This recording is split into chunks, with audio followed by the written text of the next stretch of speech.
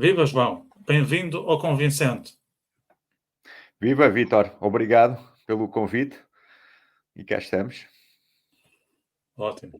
Olha, deixa-me dizer-te que este verão eu li o teu último livro, o Textos Sem Ensaio, Ok. e achei delicioso, né? Uma obra-prima, né?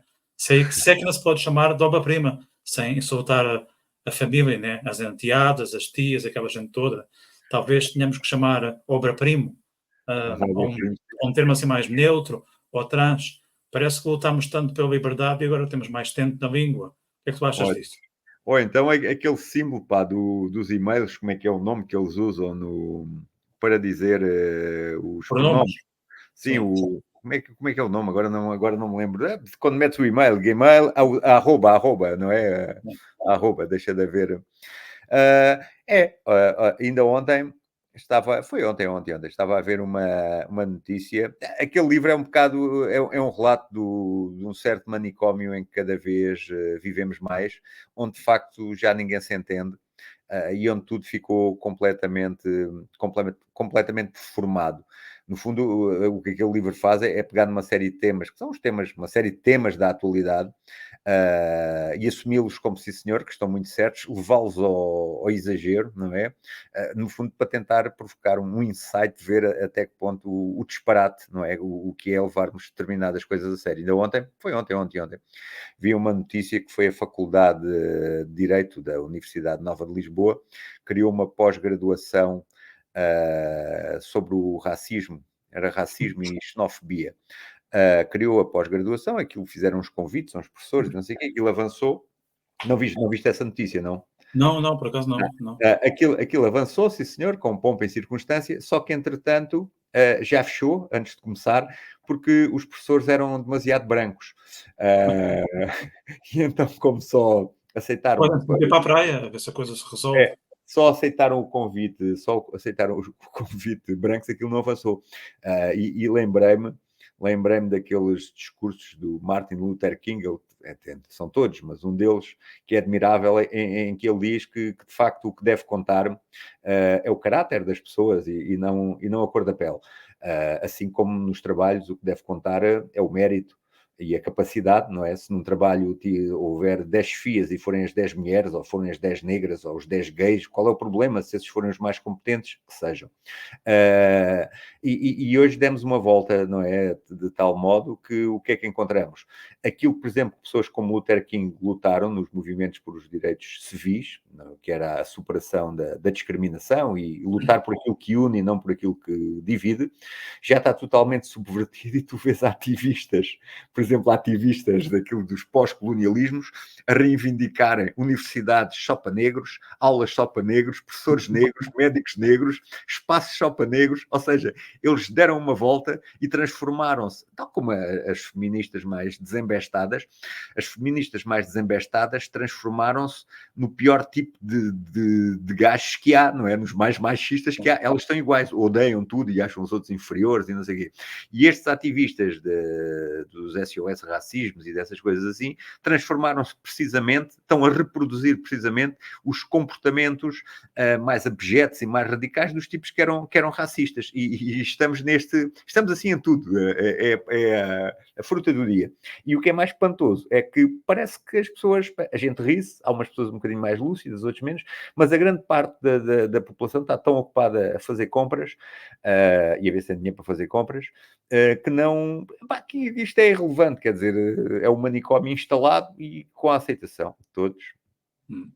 Olha, eu acho que o teu tom no livro, e não só no teu livro, ok? Até quando eu converso contigo, é claramente humorístico, ou se não mesmo satírico. E faz lembrar-me o psicólogo canadiano Gad Saad, não sei se conheces ou não, mas acho que vocês estão... Yes. Já calculo, vocês já têm muitas coisas em comum. E A nesse mente livro... parasitária, a mente parasitária, não é? Aquele último... Exato. Acho que tem muito a ver com o teu manicômio. E nesse livro, a páginas tantas, tu desatas a escrever como se fosses aquilo que eu chamo uma ovelha da narrativa. Eu não sei se isso foi intencional ou não, Não, mas foi. aquilo que eu penso é que não há nada melhor do que dar voz ao circo para dar a perceber o que é a palhaçada. Sim, no fundo, o que é que eu pretendi? Eu vou-te confessar uma coisa, porque a gente está aqui entre amigos, que eu já não me lembro muito bem do livro, e tu também, como escritor, sabes, e o livro é recente, hein? Sabes que nós chegamos, o Cioran tinha uma frase muito interessante, é assim, quando é que um livro está acabado? Um livro está acabado quando a gente já não consegue olhar para ele, quando a gente já nem consegue ler uma linha. A pessoa olha tanto para aquilo, não é? Relê aquilo tantas vezes que chega a um ponto, epá, que há uma espécie de um processo de rejeição e de negação, que aquilo é como se apagasse tudo. Mas sim, nesse livro, é um livro, o livro não parecendo, para os mais incautos, é um livro humorístico. É um livro humorístico, mas ao mesmo tempo como é que eu ia dizer? É um humor que é um bocado um humor cínico, se tu quiseres, no bom sentido da palavra cínico, não é? Dos antigos cínicos. No fundo, o que eu fiz foi colocar-me na pele de uma personagem, que é o Carlos Carlos Román, um tipo ativista, com várias bolsas de doutoramento em várias universidades, em estudos de género, em estudos de pós-colonialismo e isso tudo, e todas estas causas completamente absurdas, ele assume-as, não é? E ainda pretende que elas sejam ainda mais absurdas do que isso mesmo, não é? No fundo, se tu quiseres, é pegar num argumento. Isso está até numa das frases iniciais da entrada do livro, falo sobre isso, que era um autor que dizia assim: se nós queremos saber se uma tese, se um argumento é bom, temos que o submeter a todas as malfeitorias e a todos os absurdos, a ver se ele resiste. Se o argumento resiste à ironia, se resiste ao humor, se resiste a tudo isso, então é um bom argumento. E o que eu fiz foi submeter todas essas teses do manicômio contemporâneo, não é? Sobre os géneros, sobre a raça, sobre a reescrição da história, sobre as gordofobias, sobre os apocalipses climáticos. No fundo, pegar nessas questões todas, levá-las mesmo ao exagero, levá-las mesmo ao absurdo, assumindo-as como se estivesse de acordo com elas e elas fossem verdadeiras, no fundo para expor e demonstrar que aquilo de facto não resiste à insanidade, não é? Sim. E pegando nessa coisa que tu agora referiste, que eu não tinha aqui no meu leque de perguntas, quando é que um livro está acabado? Para mim, há livros que estão acabados só de olhar para eles, né? Que são tão maus, o título, a capa, o autor, que aquilo é quase uma eutanásia. A gente olha para o livro e o livro mata-se por si próprio. Sim. Sem Falando de, dúvida. falando de saúde, tu costumas referir ao mundo contemporâneo, muito frequentemente, como um manicômio. Como é que tu achas que nós chegamos aqui? Por outras palavras, achas que o manicômio teve dia de abertura ou a certa altura saiu do armário? Teve dia teve dia de abertura, como os saldos, tem uma data. Teve dia de abertura e também saiu do armário. Eu penso que isto, resumindo assim de um modo muito simples, não é? Que a tese é um pouco mais complexa. Isto deve-se ao quê? Nós temos uma visão no Ocidente, a visão, vá lá, predominante. Eu não gosto do termo neoliberal porque é muito conotado ideologicamente. Depois, isto é um conceito de esquerda, depois, é um conceito de direita, extremista, não sei o que. Não, o conceito neoliberal está muito gasto.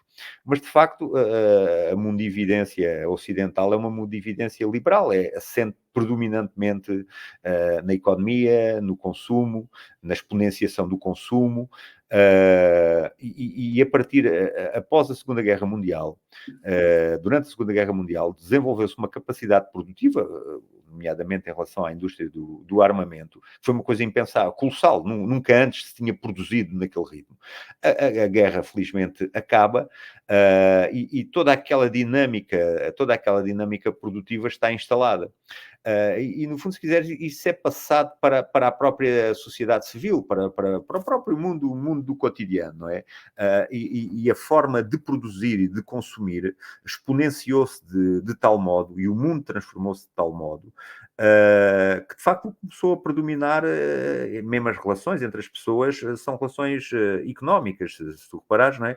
No fundo, a crítica está feita por vários autores, no fundo é a transformação de toda a nossa existência resistência em mercadorias e as nossas próprias relações, ou seja, as coisas, por exemplo, deixaram, de certo modo, de não ter preço. Tudo tem um preço, não é? Havia coisas que tinham valor, havia coisas que tinham preço, e as coisas que tinham valor não tinham preço. E hoje em dia não, tudo tem um preço, tudo se compra, tudo se vende, e essa dinâmica instalou-se de tal modo que o que é que aconteceu?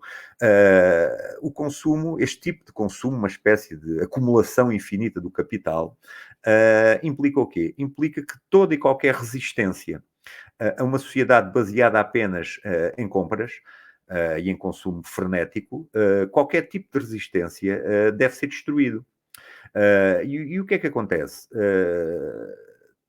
Se nós pensarmos um pouco, isto são várias coisas, mas depois ligam-se todas. Deus, matámos Deus, não é? No século Nietzsche matou Deus, e nós, o que é que acaba por acontecer? Posteriormente, depois até se fala na morte do homem, e em todo o século XX, o que atravessa uma grande parte do século XX, o que substitui a morte de Deus, se tu quiseres, a grande crença na liberdade, na justiça, todas essas questões, era o marxismo. Ora, nós depois também percebemos no que é que o marxismo deu, não é? Marx também morreu, e o que deixou, como diz o Nelson Rodrigues, foi um moral nos países onde foi mais ativo, foi um moral de miséria e de excrementos, não é? E de sofrimento e sangue, não sei o quê.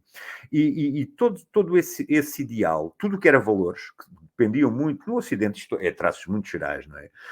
Isto exigia uma conversa diferente. Mas o que é que acontece? O que ficou foi os chamados órfãos de Marx, não é? E essa gente acantona-se nas universidades. Mais tarde, se tu reparares, muita gente que hoje está em grandes cargos políticos e em grandes empresas, na juventude foram marxistas, foram trotskistas, foram todas essas coisas. Mas o que acontece? O que existe depois é uma orfandade de Marx. De facto, a gente percebeu-se que aquilo não funcionou. E o que existe é tudo o que era valores, tudo o que é valores é destruído. Depois, tudo o que era resistência a essa ideia de ilimitado, não é? Desta ideia de consumo ilimitado, todas as resistências devem ser também destruídas. A questão da família, a questão das tradições, das instituições, da continuidade histórica, dos costumes, tudo isso eram obstáculos àquela ideia a esta ideia de consumo frenético e de sempre de novidades e da criação de novas necessidades. O que é que aconteceu? Havendo um vazio completamente de valores que foram destruídos para que tudo terraplanado, para que esse mundo transformado em supermercado global predominasse, levou à destruição e à erosão, no fundo, tudo o que tem, se quiseres, tudo o que são noções de bem comum, de comunidade, de um determinado tipo de relações entre as pessoas. Isso rebentou tudo, não é? De facto, o que substituiu em termos de valores é uma ausência, é um conjunto de simulacros, é a sociedade de espetáculo, não é? Que falava o Debord, que é aquilo que se chama o progressismo, que no fundo é uma grande traição do progresso, porque é um vazio e é uma coisa manicomial, pessoas que estão fechadas nas universidades a imaginarem mundos utópicos e uma espécie de experimentos contra a realidade em que estão lá fechados. A gente não é em universidades, não é? A gente sabe como é que é, estamos lá sentados, começamos a imaginar, se o mundo fosse todo assim, se andássemos todos como aquilo, os tipos do Fourier que inventaram casacos, mas os casacos só tinham botões atrás, que era uma forma das pessoas conviverem mais umas com as outras e solidarizarem-se, porque o tipo não conseguia abotoar o casaco sozinho e o outro tinha que vir a abotoar o casaco. Inventaram esses mundos ideais que, no fundo, é este manicômio que nós temos, não é? Sobre as questões dos géneros e do sexo e de todas essas questões. Mas, no fundo, se tu quiseres, esta questão do progressismo é uma espécie, como é que eu ia dizer? É uma espécie da calção cultural e dos valores do próprio liberalismo que se transformou completamente e é uma máquina insana de produção e de acumulação infinita de capital, em que destruiu também completamente as soberanias nacionais, que se está-se completamente a marimbar para as comunidades, que não quer saber das pessoas, o que interessa é os mercados, é os acionistas, é os credores, e no meio, como nós precisamos também de um chão, partiram-nos o chão todo, para nós não termos onde nos agarrar, e criaram um chão falso com essas loucuras todas, dos ativismos. Tu repara, basta, mesmo as pessoas, independentemente de ser de esquerda ou direita, mesmo as pessoas de esquerda, se quiserem pensar um pouco, pensem bem o que é hoje a esquerda e o que era a esquerda há décadas, não é? Quem era o povo da esquerda e o que é hoje o povo da esquerda. O povo da esquerda hoje migrou até para outras formulações, se calhar muito mais à direita, que são os tipos que dizem, espera aí, a vida das pessoas concretas interessa, e o trabalho interessa, e poderem educar os seus filhos de um outro modo, haver outro tipo de relações entre as pessoas. Portanto, é este um pouco o estado, assim, em traços muito gerais, em que nos encontramos. Olha, tu referiste agora a palavra resistência, que é uma palavra que eu gosto, embora tenha sido usada e abusada pela esquerda, de uma maneira que eu acho injusta. Mas o que é que achas que sobra ou resta para nós, os lúcidos, não é? O que é que vamos fazer? Vamos cortar os pulsos antes que nos cortem as cordas vocais? Vale a pena ser ativistas num tempo em que os ativistas são patrocinados pelo próprio sistema, como a Greta? Qual é o caminho? Isso é a pergunta de um milhão de euros.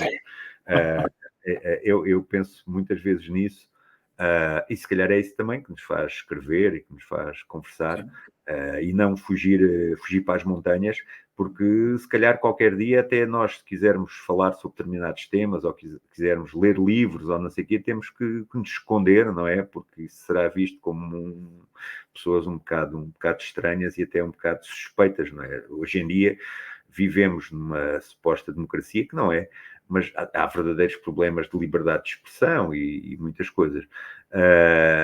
Mas eu aí divido-me. Eu muitas vezes penso que a ironia e o humor é de facto a grande arma para desconstruir o absurdo, não é? Para desconstruir o absurdo e uma certa insanidade geral em que cada vez vivemos. Eu acho que hoje é que vivemos numa verdadeira idade das trevas. Temos muita luz, mas é uma luz artificial, é a luz dos ecrãs, é a luz do telemóvel, é essas coisas todas. É uma luz completamente artificial, não é? Voltamos mesmo para a caverna e estamos lá metidos cheios de ecrãs e de coisas, e até mesmo as nossas relações, não é? Tudo online e essas coisas assim.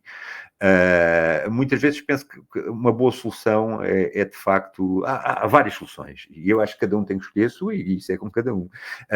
Pode ser a ironia, de facto a ironia é uma grande arma e é até terapêutica, acho que é a grande terapia. Agora a pessoa tem que viver também essa ironia, não é? Se faz só a ironia, mas não a está a sentir, é dramático.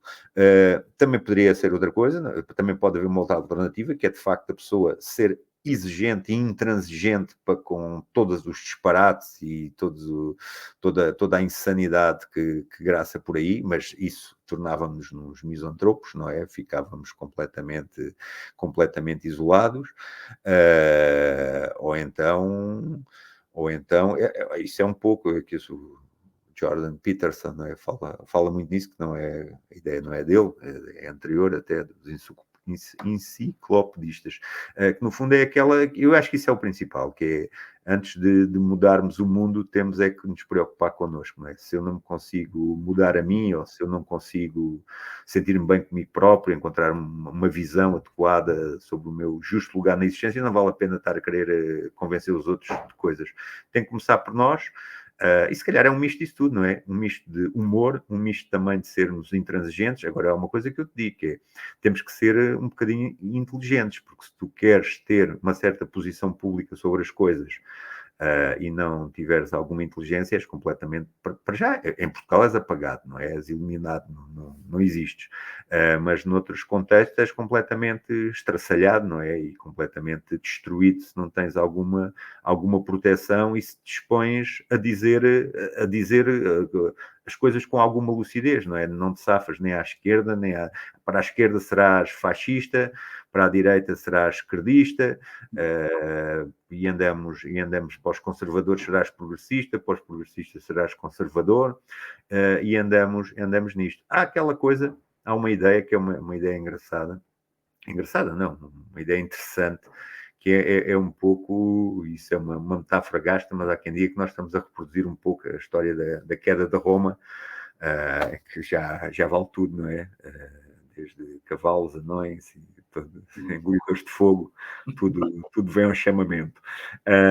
Mas há aquela coisa que é o São Bento de Núrcia, a regra de São Bento, que no fundo ele, com aquela insanidade toda, o que é que ele fez? Sai de Roma e no fundo, e fez isso em relação nos países comunistas e noutros, que é a construção de pequenas comunidades de pessoas que têm coisas em comum, que gostam da vida, gostam da cultura, gostam da sua família e, no fundo, encontram-se para perceber que não estão sós, que é possível continuar a falar, é possível continuar a transformar algumas coisas e, principalmente, é possível protegerem-se uns aos outros. Que eu acho que aqui a resistência, esta gente não vai presa, Vítor, a resistência eu acho que qualquer dia tem que ser também, como é que eu ia dizer, tem que ser também quase militarizada, não pode ser só... A resistência não pode ser só intelectual, tem que também ter uma dimensão pragmática e de ação. De qualquer modo, tenho esperança nas pessoas novas. Nós às vezes é que já não temos muita paciência e muito tempo, mas sempre que falo com pessoas mais novas tenho mais esperança do que nas pessoas mais velhas. Essas acho que, infelizmente, são o que são já. Nos novos, falando com eles, mesmo aquelas coisas que às vezes nós damos como adquiridas. Olha, vou-te dar um exemplo. Eu sou professor, muitas vezes tenho grandes conversas. Tive muitos anos sem dar aulas a pessoas a adolescentes, pessoas de 16, 17, 18, 19, tive com pessoas mais adultas, mas com pessoas mais jovens e também com jovens adultos, muitas vezes debatíamos aquelas questões dos abortos, das eutanásias, das coisas, e o que é que prevalece? Prevalece uma ideia que é espantosa, que é cada um deve fazer aquilo que acha que deve fazer, a verdade é o que cada um pensa que é a verdade, eu sou aquilo que sinto que sou, não deve haver nenhum obstáculos à minha ação, e eu debato-me essa questão, isso interessa muito, aquela questão que a verdade não existe, a verdade, isso é o ponto de vista de cada um. O ponto de vista de cada um está certo. Depois a gente dá aquele exemplo, então, e ok, mas um exemplo pedante, então e entre Mozart e o Tony Carreira, quem é melhor e tal? Mozart não conheço, então está bem, aí um tipo aí sei lá, um rapper qualquer, quem é melhor, quem é que é? Isso, pá, eu gosto mais deste, mas isso é o ponto de vista de cada um. E pronto, ok. Então não há melhor nem pior. Não. Cada um é que tem o seu ponto de vista e assim e isso é que é como é que eu ia dizer? Isso é que é a droga totalmente dissolvente do consumo, não é? Isto já não é a sociedade do consumo, é do hiperconsumo. Mas eu chego a essa conversa e depois parto para outro nível.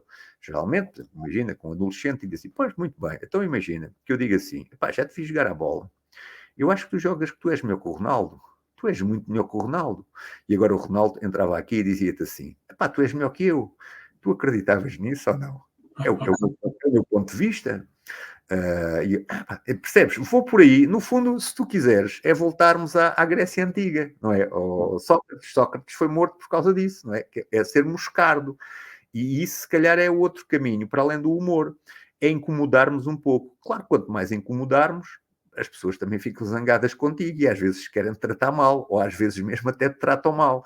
Mas se calhar é criar essa incomodidade, essa perturbação. Eu gosto muito de fazer isso nas aulas, a maior parte das aulas são assim.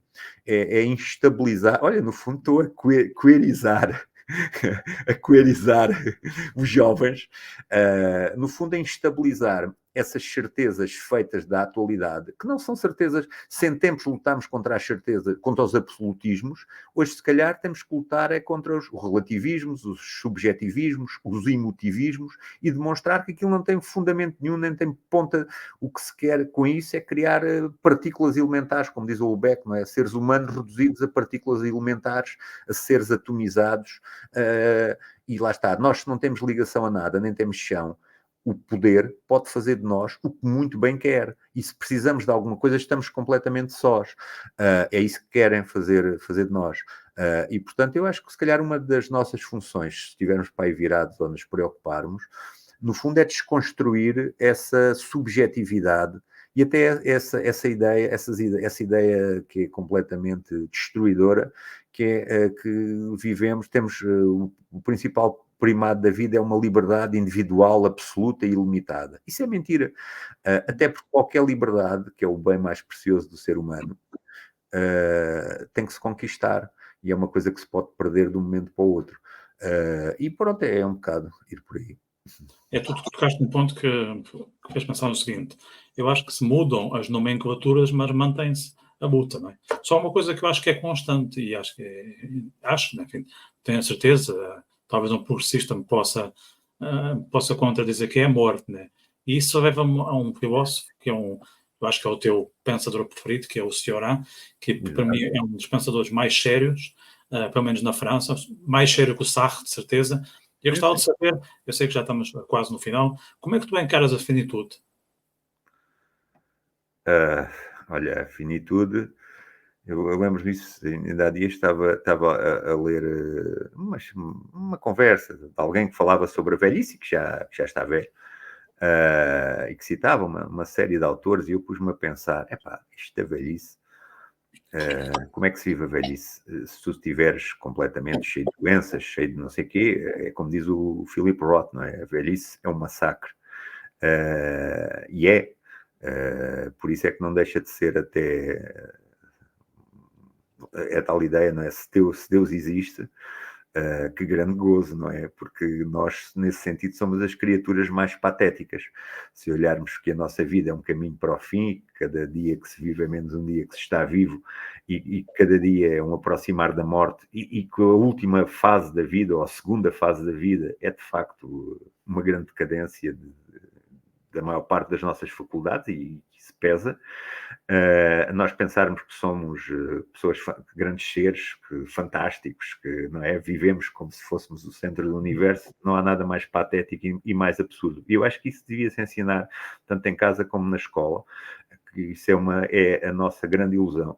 E se percebêssemos que isso é uma ilusão, se calhar relacionávamos uns com os outros de maneira completamente diferente e valorizávamos as coisas de outro modo. Mas pronto, isto também é uma defesa biológica, para não enlouquecermos. Mas a questão da morte, a questão da finitude, eu vejo isso de duas formas muito interessantes. A partir do momento em que fui pai, já há bastante tempo, comecei a perceber que a nossa vida individual, sendo importante, não tem assim tanta importância. E que há uma fase da vida que tu passas a viver também, principalmente, no fundo, se tu quiseres, é uma prova de estafetas. Recebeste o testemunho, correste um bocadinho e tens que passar o testemunho. E o ato de passar o testemunho é tão importante como a corrida que fizeste enquanto recebeste o testemunho até o passar. E depois de passares o testemunho, até o ficares a ver a corrida do outro, enquanto estiveres na pista, a corrida do outro com o testemunho. Eu acho que isso é fundamental. Mas não tem que ser um filho, pode ser a pessoa com quem tu vives, pode ser os teus pais, pode ser tanta gente. E isso é fundamental. Depois há uma outra coisa que é, e eu acho que isso aí é que é o grande teste, que é, de facto, a gente vai morrer, não somos grande coisa, mas há algo que nos pode tornar seres distintos, que é uma coisa que se perdeu um pouco, que é o exemplo, não só que damos aos outros, mas principalmente, os outros muitas vezes não querem saber nada disso, o exemplo que damos a nós próprios.